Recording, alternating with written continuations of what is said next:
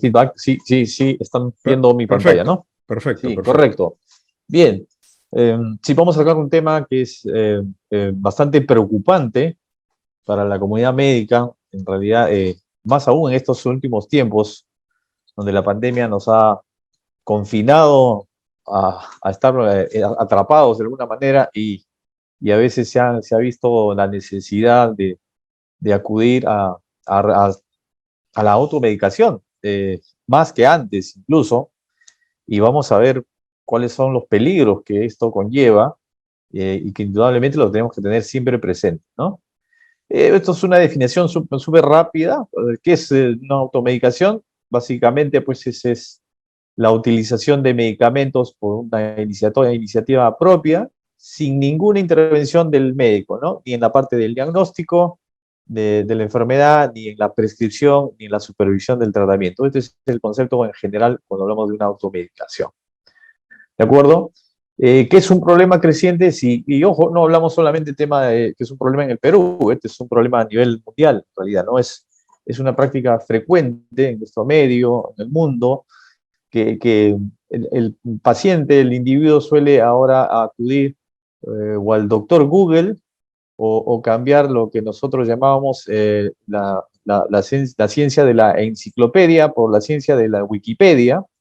Entonces, de consultar muy rápido, muy fácil y pretender de repente con su, un poquito de lectura de las redes, pretender conocer más de medicina y de repente tomar una mala decisión. Como bien lo comentaba Héctor, efectivamente más del 50% de las personas eh, se automedican y eso es una estadística que realmente es alarmante porque tiene un costo social alto y además implica peligros para la salud que pueden ser incluso graves y en unos casos mortales. Pero ¿dónde empieza esta estadística de tanta automedicación, ¿no? Primero hay que tener conceptos clarísimos sobre el tema de lo que puede representar una automedicación. Cuando uno no tiene el concepto claro desde la perspectiva que cada persona es diferente y reacciona diferente a una enfermedad, en medicina nos enseñan de que en realidad existen enfermos, no enfermedades.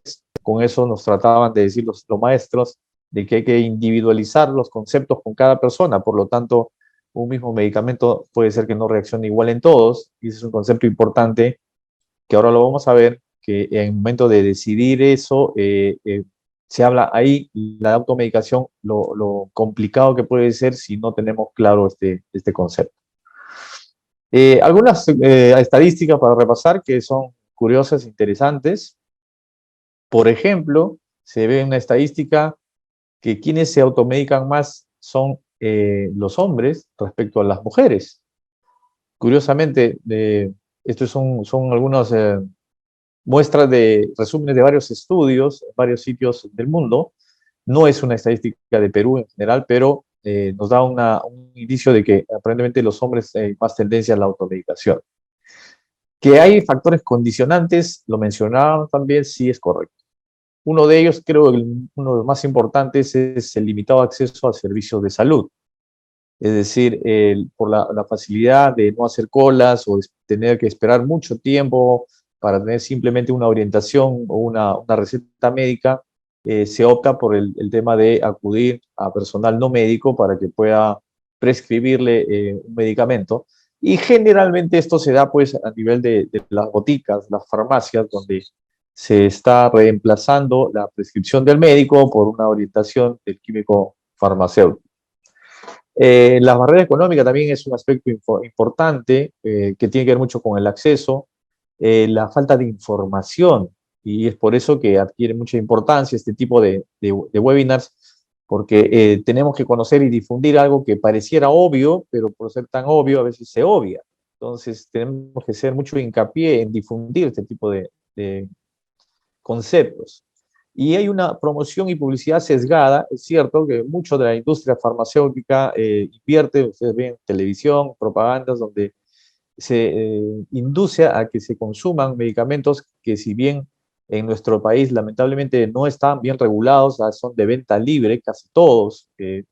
Entonces, hay una tendencia a automedicarse y de alguna manera unos basado y sustentado por una propaganda sesgada que podamos tener en la televisión o en redes sociales. Eh, entonces aquí es más o menos una distribución de cuáles son los condicionantes en cuanto al porcentaje que tienen en el hecho de decidirse por la automedicación. Vean ustedes que aparentemente la dificultad económica de accesos a servicios de salud pareciera ser la que tiene el mayor porcentaje. Eh, la espera prolongada para los consultorios que va de la mano de esto. Hay atención médica deficiente, que va en el concepto también de la mano del alcance inadecuado que pueda tener los servicios de salud y que en nuestro país, bueno, no es nada que nos alarme ni nada que nos llame la atención. Definitivamente sabemos que hay dificultad en ese sentido. Entonces, la sintomatología no grave es algo que también induce a alguien a decir, bueno, ¿para qué el médico si eso me lo puedo curar o puedo consultar? La alternativa de ver que si hay productos naturales que pueden curarme una enfermedad y definitivamente la falta de información, que es lo que induce a la automedicación. Que existe una relación entre el nivel socioeconómico y la automedicación, hay una estadística que nos muestra que aparentemente sí, y esto estaría relacionado con lo que mencionamos, la dificultad del acceso a los servicios de salud. Aparentemente, miren ustedes, entre el nivel socioeconómico medio alto, aparentemente en el medio hay más tendencia a que no se automedica versus sí se automedica, ¿no? Aparentemente los niveles con menos recursos son los que tienen más tendencia a la automedicación. ¿Cuáles son los fármacos? Eso también está estudiado, que se consumen con mayor frecuencia cuando hablamos de automedicación, pues son los analgésicos a la cabeza, efectivamente, después los antibióticos, que son una cosa muy, muy seria, que ahora lo vamos a comentar, los antigripales, esta última década los antidepresivos y ansiolíticos han cobrado una fuerza muy grande en el tema del consumo. Luego le vienen las vitaminas y otros productos que también se pueden comprar a veces sin receta. Entonces, esto es básicamente recordando el tema de estadística, los factores sociodemográficos, entonces sí influyen en el tema de la tendencia hacia la automedicación. El rango de edad que más incurre en automedicación oscila entre los 25 y los 44 años. Pareciera una suerte de la población, de alguna manera joven, se siente como más segura, entre comillas, de no tener que depender de una opinión médica, sino suficiente con irse a la botica y pedir algún consejo de boticario y con eso solucionar sus problemas médicos, cosa que no es correcto. ¿No es cierto? Entonces, tiene que ver también el tema de automedicación cuando hablamos de cumplimiento de tratamiento en enfermos crónicos, sí, definitivamente, ¿no? En pacientes crónicos, miren ustedes, la estadística es alarmante. 50% de pacientes a veces no completan los tratamientos, no los lleva de buena manera. 42%, es decir, 4 de cada 10 personas con tratamiento con enfermedad crónica autorregula su medicación. Es decir, o se quita algún medicamento o se aumenta algún medicamento en lugar de preguntar a su médico tratante. Y un 8% puede llegar hasta modificar la dosis, cosa que puede ser gravísimo en algunos casos. Entonces, esto relacionado con los síntomas más frecuentes, de acuerdo, los síntomas más frecuentes que inducen a tomar la decisión de automedicarse están el dolor de cabeza, después los resfríos, viene después seguido por las molestias respiratorias altas, las molestias urinarias, luego las molestias estomacales. Yo creo que aquí es importante entender algo que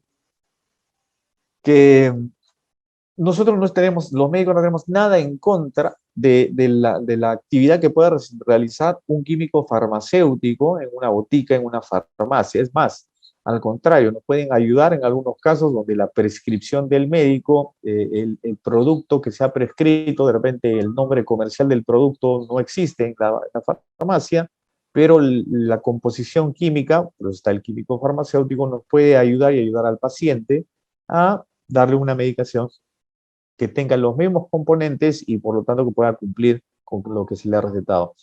Esa es la función que es de mucha ayuda, valiosa, del químico farmacéutico. El problema está cuando se trata de reemplazar el tema de la consulta médica por la consulta con el farmacéutico. Esa no es la función del químico farmacéutico, pero el problema de la automedicación empieza por nosotros, por la persona que cuando se siente mal va a la farmacia y me pide una pastilla porque tiene algún síntoma leve, ¿no? Que tiene un dolor de cabeza, un dolor de muelas, por ejemplo, y le pide al farmacéutico y bueno, le da un analgésico.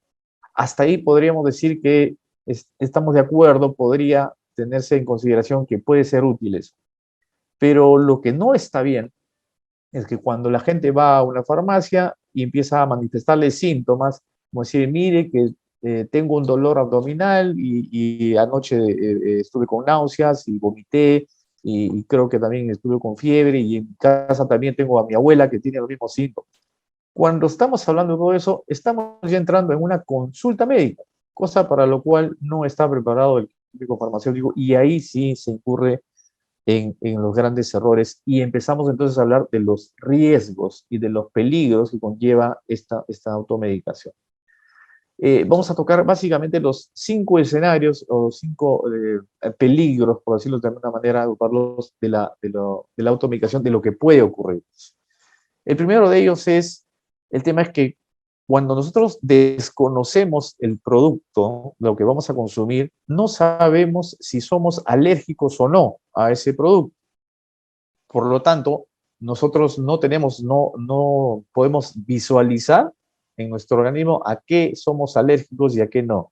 Entonces, la única manera de establecer eso es cuando consumimos un producto y nos produce algún tipo de alergia, sabemos de ahí en adelante que debemos mencionarlo y decir, yo no puedo consumir este producto porque soy alérgico. Gran ejemplo, las alergias a la penicilina. Y esto es algo que todavía viene sucediendo y recuerdo muy claro que eso es una de las experiencias más penosas dentro de la carrera profesional que me tocó vivir estando en el hospital, que trajeron a un paciente a shock trauma, llevamos en el hospital, que se había puesto una inyección al frente del hospital en una farmacia donde se le había ocurrido automedicarse y solicitar que le pongan de forma endovenosa un antibiótico, una penicilina. Y efectivamente en la farmacia hay personal que puede estar calificado para poner inyección. Le pusieron la inyección endovenosa, un alboroto en la farmacia, el señor inmediatamente perdió la respiración porque le produjo lo que llamamos un shock anafiláctico. Los labios se le pusieron morados, cayó al piso mientras corría la gente, la familia al costado, trataron de hacerle reanimación cardiopulmonar, el paciente se murió. ¿Por qué? Porque no se tomó la precaución de ver la sensibilidad o no a esos medicamentos. Entonces, ¿qué puede ocurrir cuando uno se automedica? Puede tener alergia al medicamento sin conocerla, por lo tanto, es altamente peligroso, sobre todo en algunos productos como los conocidos AINES, los antiinflamatorios no esteroideos, que agrupan muchos de los medicamentos que los solemos consumir y que deben haber escuchado muchas veces. Está el naproxeno, ibuprofeno, diclofenaco, meloxicam, etcétera. Todos conforman una misma familia que se llama antiinflamatorios no esteroideos. Si uno es alérgico a uno de ellos, probablemente es alérgico a todos y puede producir una reacción que va desde una forma leve, donde podemos tener solamente una erupción en la piel, que puede ponerse roja, pruriginosa, picar, hacerse más extensa, lo que conocemos, hemos escuchado, rash, pero de ahí también puede provocar un edema de glotis, es decir, que se inflama la vía respiratoria por dentro y eso obstruye la vía respiratoria y puede llevarnos a la muerte. Entonces, fíjense ustedes lo peligroso que es automedicarse sin conocer lo que nos puede pasar si somos o no alérgicos al medicamento. Entonces, esto es uno de los primeros ámbitos de sumamente gravedad cuando hablamos de automedicación. Tener muy claro de que nosotros no nos debemos animar a consumir antibióticos o antiinflamatorios, digamos, por el hecho de que le hizo bien. Este es un concepto que también es importante. No se debe caer en el error de que cuando uno se siente mal, pregunta a la vecina, dice, bueno, ¿qué te recetó el médico que a lo mejor a mí también me hace bien? Cuando ese paciente fue al médico, el médico examinó a esa persona y ha individualizado el tratamiento, el examen y le ha hecho la prescripción a esa persona. Por lo tanto, eso no necesariamente le va a servir a todos. La prescripción es para esa persona, no es para toda la cuadra. Ojo, hay que tener muy en claro eso. Entonces, no se puede generalizar el hecho de que si un medicamento le cayó bien a una persona, automáticamente tiene que caerle bien a todos, entonces voy y voy a pedir lo mismo en la farmacia y me lo voy a tomar. Nos puede provocar alergias. Ese es el primer concepto, el primer punto de los riesgos. Esta es una pequeña muestra gráfica de lo que puede producir una alergia, que puede provocar, miren ustedes, un pequeño rash simplemente o una urticaria, pero también algunos medicamentos como las sulfas, conocido el Bactrim, el Ceptrin, que es una sulfa que deben haber escuchado, puede producir un síndrome de alergia mucho más severo que se llama síndrome de Stevens-Johnson, donde puede la piel tener tal grado de lesión que empieza a desprenderse trozos de piel y puede llevar a complicaciones renales incluso que pueden ser mortales. Esto es para tener un concepto más gráfico de la gravedad que pueden tener las alergias. El otro punto del peligro de la automedicación es la modificación de la dosis. Nosotros se estudia mucho tiempo en la farmacología para saber que un medicamento, cuando uno lo ingiere, hay dos conceptos, uno se llama farmacodinamia, farmacocinética. Sabemos que el producto, el medicamento va a llegar al intestino, las vellosidades intestinales descomponen este medicamento y entonces el principio activo es el que se absorbe y ese es el que realiza el efecto. Pero es a la dosis que está recomendada y a las dosis que está prescrita. Entonces, no es correcto que uno pueda pensar que dice, bueno, el doctor me ha dejado que tome una tableta cada 8 horas, pero me parece muy poco, yo creo que voy a tomar 2. De esa manera me puedo curar más rápido y el efecto es mejor. Cosa totalmente errada porque eso nos puede traer efectos colaterales como dañar el hígado, dañar el riñón, dañar el estómago, porque está determinado estadísticamente con ensayos clínicos, con todas las pruebas que se hacen previas para establecer una dosis, cuál es la recomendable de acuerdo a la biodisponibilidad, de acuerdo a cuál es el metabolismo de ese producto para lograr los efectos. Entonces, no es correcto decir, si me deja esa prescripción, esta cantidad, voy a duplicar la dosis para tomarla menos tiempo y me curo más rápido. Tampoco es aceptable que se vaya al otro extremo de decir, bueno, como ya estoy medio curadito, estoy ya más o menos sano, entonces me dejó una tableta, voy a tomar solo la mitad porque ya me he curado un poco. Porque el efecto que tenemos ahí tampoco va a ser suficiente y estamos haciendo uso y un gasto inútil del recurso porque no vamos a conseguir el efecto. Entonces, ninguno de los extremos es adecuado. Por eso ponemos ni menos ni más. La prescripción de un profesional médico es porque está previamente determinada de acuerdo al peso, a la condición y a los estudios que se han hecho sobre ese medicamento. No es un tema al azar, no es un tema meramente matemático de cómo puedo tomar y por cuántos días. No es lo que se le ocurrió al médico. Por eso es que no se debe considerar tan sencillo el tema de decir voy a tomar tal producto por tantos días porque el boticario me dijo eso o porque a mí me parece. Ojo que esto entonces nos puede traer también problemas bastante serios. Por ejemplo, uno de los que más encontramos es lesión hepática por los medicamentos. Fíjense el abuso de un medicamento que es harto conocido por todos y muy consumido estos últimos tiempos, que es el paracetamol. Hoy día hemos visto un caso de un paciente, hoy día el caso de una paciente de 22 años que está entrando a la clínica porque se ha puesto amarilla y ha empezado a vomitar y a tener náuseas, porque estuvo tomando paracetamol, 1 gramo de paracetamol cada 4 horas durante 7 días, porque se sentía mal. Y aparentemente fue por indicación de un personal no médico. Y como se sentía mal y empezó con dolor abdominal, siguió tomando. Recién acudió a la emergencia porque ha visto que cambió su coloración y empezó a tener intolerancia oral. ¿Qué sospechamos los médicos ante ese caso, ante ese evento? Que está haciendo una hepatotoxicidad por un medicamento que aparentemente es inocuo como el paracetamol. Entonces, vale el momento para una frase súper importante.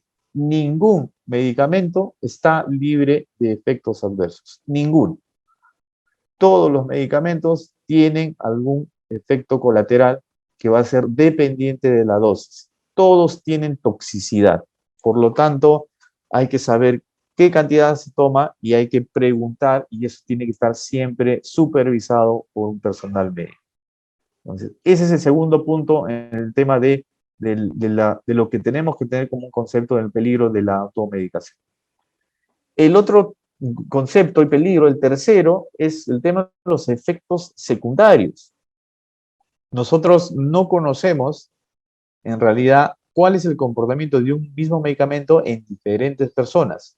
Lo que sí se sabe es que, y está escrito en el inserto de cada medicamento, que dice, bueno, el producto que está tomando puede producir caída del cabello, lesión en el estómago, erupciones cutáneas, y se produce en 1 de cada 1000 personas. Ojo, usted puede estar dentro de ese 1 de cada 1000, porque si no se lo ha prescrito un médico, no tiene los conceptos y la historia clínica suficiente y adecuada y toda la información del paciente para decir si es seguro o no tomar. Entonces, yo puedo tomar un medicamento que aparentemente es sencillo, inocuo, como el Apronax, que hemos escuchado mucho en la televisión, que es el naproxeno. Pues en mi experiencia en el hospital he visto más de un caso, mucho más de un caso, que han tenido sangrado gastrointestinal por el consumo de naproxeno. Hace algunos años existía otro producto que se llamaba Piroxicam. Se consumía también de venta libre y también producía mucho sangrado gastrointestinal. Entonces, hay productos, hay medicamentos que aparentemente son inocuos, que pueden ser simplemente dentro del grupo de los analgésicos para quitar un dolor, pero si no sabemos, si no conocemos cuál es su efecto, nos puede producir un daño severo. Entonces, tenemos que tener muy claro que nosotros, antes de consumir algo, tenemos que, si no conocemos el producto, tenemos que pedir primero una orientación médica, tener un consejo médico, una consulta médica para ver si lo debemos o no lo debemos tomar de acuerdo a las circunstancias. Vuelvo a decir, cada persona es un mundo aparte y su metabolismo es totalmente diferente, y si tiene enfermedades asociadas, pues con mayor razón, ahí se determina la susceptibilidad o no a poder desarrollar un efecto secundario en un medicamento. Fíjense, esto es una muestra gráfica, como en la anterior. Esto es una gastritis erosiva por antiinflamatorios, que siempre va desde pequeñas lesiones, como se muestran en la parte izquierda, hasta una gastritis, lo que llamamos casi una gastritis sangrante, que puede venir por pequeñas ulceritas, y esto es producida por AINES. Y eso puede llegar a sangrar y a producir un riesgo inminente para la vida. Otro de los aspectos importantísimos, y que creo que es el que más se abusa, es el tema del consumo de antibióticos, que a lo que está llevando es a la resistencia medicamentosa o a la resistencia bacteriana. ¿En qué va a terminar esto? Que este es un problema a nivel mundial, en que va a crearse, estamos creando nosotros mismos las superbacterias. Es decir, las bacterias, cuando uno se automedica y cuando hay un consumo indiscriminado de antibióticos, la bacteria empieza a cambiar su estructura y a defenderse de ese antimicrobiano, porque al final un antibiótico es un antibacteriano, es un antimicrobiano. Si lo consumimos en exceso, la bacteria logra descifrar, por decirlo de algún modo, cuál es el mecanismo de acción, de cómo me elimina, y entonces cambio mi estructura y ese antibiótico ya no me hace efecto. Y así, cuanto más abusamos de antibióticos, entonces las bacterias se van haciendo resistentes. Hoy en día, en las unidades de cuidados intensivos de algunas clínicas y hospitales, ya se han detectado bacterias que las llaman pan resistentes, es decir, son resistentes a todos los antibióticos. y pone en serios aprietos al personal de salud, al personal médico. Es decir, ¿qué hacemos frente a un paciente con una infección que tiene una bacteria que es resistente a todos los antibióticos? A pesar de que la ciencia ha avanzado, se han creado nuevos antibióticos con efectos más potentes, pero las bacterias también van de la mano transformándose, mutando, y el único culpable finalmente somos nosotros porque hacemos un uso y abuso indiscriminado de los antibióticos. Ojo con esto porque es un problema a nivel mundial y es un problema de impacto social altísimo, y nos vamos a ver frente a un gran problema en el momento que se pueda crear, y como algunos expertos llamaban, se puede crear la enfermedad X, que va a ser la enfermedad creada donde no exista la forma de combatirla, porque no hay antibacteriano que pueda matar al microorganismo que se mete en el cuerpo y que ya hizo resistencia a todos los antibióticos.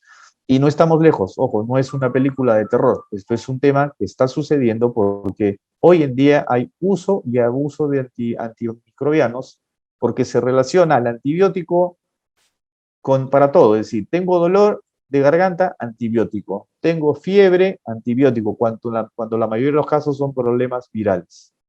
Tengo problemas estomacales, antibiótico. Todo lo relacionamos con antibiótico y vamos a la farmacia y lamentablemente, como no está bien regulado, en las farmacias, mucho personal sanitario no autorizado pues recomienda y receta y prescribe y vende los antibacterianos, y nos está metiendo en un gran problema. Ojo con esto. Y uno, mire, esta es una foto que vemos que es penoso, a veces en una unidad de cuidados intensivos, que puede ser una paciente joven con una infección a cualquier nivel, donde ya el antibiótico no le hace efecto y no hay forma de sacarla, y nos vemos en serios aprietos para ver cómo lo combatimos.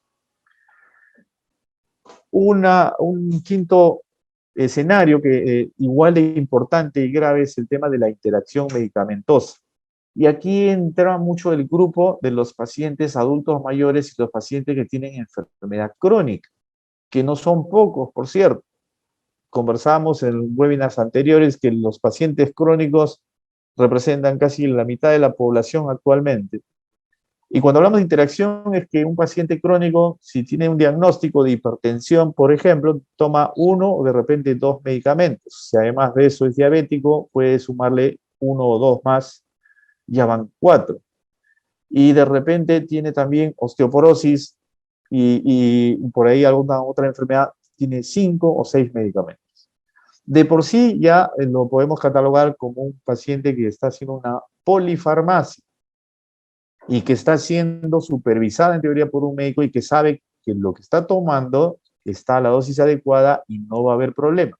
Pero ¿qué pasa con ese paciente si encima de eso se resfría o tiene un malestar estomacal y entonces se va a la farmacia, pide cualquier medicamento y no sabe que ese medicamento, que puede haberse automedicado, de repente tiene una interacción con su medicamento para la presión y le quita el efecto al antihipertensivo y le puede generar una crisis hipertensiva? O le quita el efecto a su medicamento antidiabético y le dispara la glucosa. O lo más grave, él toma un medicamento que al unirse con el efecto antihipertensivo que tiene un medicamento le puede provocar una arritmia.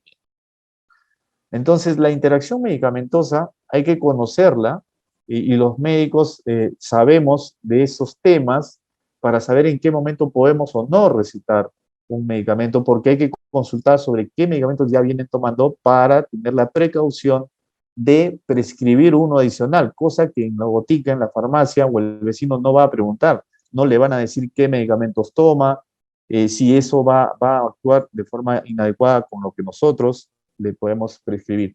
Entonces, mucho ojo, porque la interacción va en el tema de que puede inactivar la acción de un medicamento, puede bloquear la acción o puede aumentar el efecto. Y en otro extremo, por ejemplo, pacientes, mujeres que están tomando anticonceptivos y empiezan a tomar un antibiótico, pues debieran saber que mientras están tomando el antibiótico, pierde el efecto anticonceptivo del medicamento. Y eso de repente no lo conocen y puedes tener sorpresas, por decir, como que no tuvo efecto el anticonceptivo y lo que puede generar algo inesperado. Pacientes que están anticoagulados porque tienen algún problema cardíaco, tienen una valvulita cardíaca o tienen una arritmia severa, toman anticoagulantes. Si se toma un antiinflamatorio, aumenta el efecto anticoagulante y puede tener un sangrado a nivel cerebral y hacer una hemorragia intracerebral.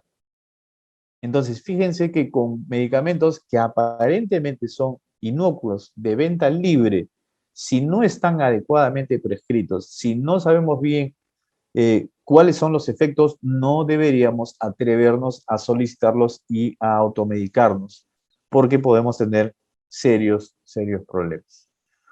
¿De acuerdo? Entonces, fíjense, esto es una muestra de una arritmia cardíaca desencadenada por un antigripal. Por ejemplo, algo que se puede comprar tranquilamente en la farmacia, Panadol antigripal, que contiene dentro de sus componentes, uno de ellos se llama pseudoefedrina. La pseudoefedrina puede producir alteración del ritmo cardíaco, más aún en pacientes que están predispuestos y que tienen hipertensión. Entonces, toma antigripal porque se sintió resfriado y ¿en qué terminan? En una arritmia que puede disparar un trombo y hacer una enfermedad cerebral obstructiva, o sea, una trombosis, un ictus cerebral, etc. Entonces, fíjense lo complejo de esta situación. ¿Qué puede haber ante el tema de interacción medicamentosa? Potenciar los efectos tóxicos que pueden tener un medicamento, por ejemplo, en riñón, y producir nefritis intersticial, una insuficiencia renal, que es irreversible. Cuando dañamos órganos blancos tan sensibles como el cerebro, la retina, el riñón, los daños ya no pueden revertirse. Entonces hay que tener muchísimo cuidado con el tema de solicitar medicinas a quien no tiene la información compleja y completa. Entonces, podemos resumir en que los peligros frecuentes dentro de todo esto sí están entonces las intoxicaciones, las alergias, arritmias, gastritis, la falta de efectividad de un medicamento, la resistencia bacteriana, los daños a órganos nobles como el daño hepático, daño renal, la dependencia de un medicamento que se puede generar por un consumo no orientado y no supervisado, la adicción a medicamentos y la interacción que no está supervisada y que nos puede generar problemas muy difíciles de trabajar, de tratar y de revertir en muchísimos casos.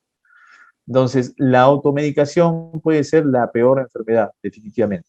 La recomendación siempre es tener un médico de cabecera, tener siempre a alguien a quien consultar y no confiarse ni en tema de porque un familiar o un vecino dijo que le fue bien, o ir al químico farmacéutico que con la mejor intención puede darnos un consejo, pero esto nos puede causar incluso.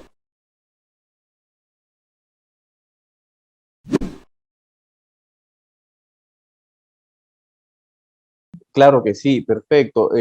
Lo has mencionado. En realidad, la población de pacientes crónicos, digamos que es la más susceptible de repente en caer en temas de automedicación por diversos motivos, incluso hasta por el hecho de la edad que se puedan olvidar que toman, porque la automedicación no solamente va en el concepto de que voy y pido un nuevo medicamento, sino que puedo modificar mi tratamiento creyendo que con eso estoy haciendo bien. Como comentaba, hay pacientes adultos mayores que tienen tratamiento crónico y deciden dejar su tratamiento para la presión porque se sienten bien, o deciden dejar su tratamiento para la diabetes porque creen que su diabetes ya se curó, o deciden cambiar por otro porque tienen un consejo de alguien que no es médico y deciden ir a la farmacia y solicitar un medicamento que creen que puede hacerle mejor. Entonces, sí hay un tema muy sensible ahí. Lo que deberíamos hacer es recomendar primero a los familiares o cuidadores es tener la seguridad que por lo menos siempre haya alguien, algún tema, algún médico que pueda darle cierta orientación. Lo has mencionado muy bien, que actualmente se le trata de brindar todas las facilidades, todos los accesos para que puedan tener por lo menos una orientación médica y no cometer ese error.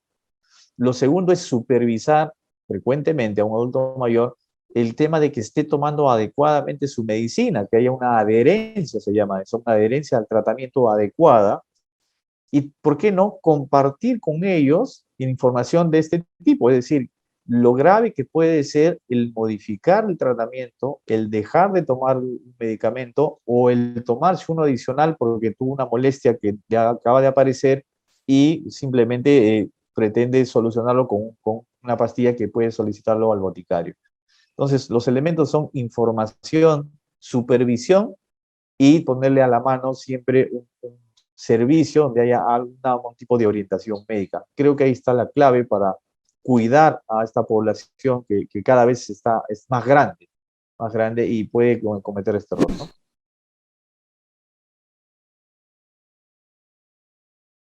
Yo creo que en el caso de los niños, curiosamente, se toma un poquito más de precaución de parte de la familia en darle un medicamento y por lo menos se intenta buscar una orientación de algún médico. Esto que comentas es valiosísimo y creería que la clave está en que mucha gente, como acabas de mencionar, el mito de los seguros ya se cayó de lo caro que puede hacer, pero la gente no lo percibe todavía porque no lo conoce. Entonces, yo creo que la clave está en difundirlo para que puedan tener acceso y puedan tener y adquirir uno de estos sistemas. Porque así como en los adultos, a los niños, quienes entran en desesperación, pues son los padres, evidentemente, y van a tratar de buscar. Y ahí, de repente, lo que se lleva, digamos, no tanto a la automedicación, lo que veo en el caso de los niños, sino que el tema es la familia, en esos casos, a veces hace el gasto de bolsillo por tratar incluso de pagar un médico particular, privado, como sea, porque se trata de su hijo, de un pequeño, y entonces no quieren entrar en ese riesgo. Entonces, ahí es valioso también decirle, ok, para no estar frente a esa circunstancia de cuando ya se enfermó y hacer un gasto excesivo por una consulta, prever y tener un sistema a los cuales tengan a la mano, cuando lo necesiten, un médico que los pueda orientar. Yo creo que por ahí va el tema de cómo proteger también a esta población. Difusión, información que se debería compartir muchísimo más, ¿no? Es más palpable la realidad que estamos comentando, ¿no? Es decir, frente a las posibilidades que hoy día se tiene para tener un acceso fácil a un médico, a una consulta, a una orientación, en los temas en las empresas no hay la suficiente información. Entonces, el trabajador solamente considera o ve como una alternativa si es que tiene su EPS o si tiene seguro social y ahí quedan de repente sus alternativas porque no ha visto más allá otro tema. Y entonces ahí normalmente cuando tienen algún evento en la familia, que no es la familia, digamos, más allegada, tienen el cuñado o el primo o los suegros que están mal, ahí es donde se ven en el problema de inducir justamente a la automedicación. ¿Qué les queda? Es acudir a una farmacia o pedir un consejo al compañero de trabajo y decir, oye, qué le diste tú a tu mamá que le fue bien? Que a ver, voy a hacer la prueba. ¿Qué es lo que se recomienda en esto? Es difusión a nivel empresarial, justamente es difundir este tipo de productos, de una manera de alternativas para que muchas de las empresas tengan el concepto de que el tema de adquirir a un sistema de protección no necesita realmente o no es necesariamente oneroso o necesita ser un gasto muy fuerte. Creo que vuelvo, insisto, la clave está en una difusión adecuada en el tema de las empresas donde hace muchísima falta este tema porque creo que ningún seguro, yo no estoy, no tengo estadísticas sobre eso, pero son muy pocos los seguros que tienen cobertura para familias, ¿no? Es decir, para los padres, para los suegros, etcétera. Se circunscribe más al trabajador en sí y creo que la situación actualmente ya ha cambiado en esa perspectiva.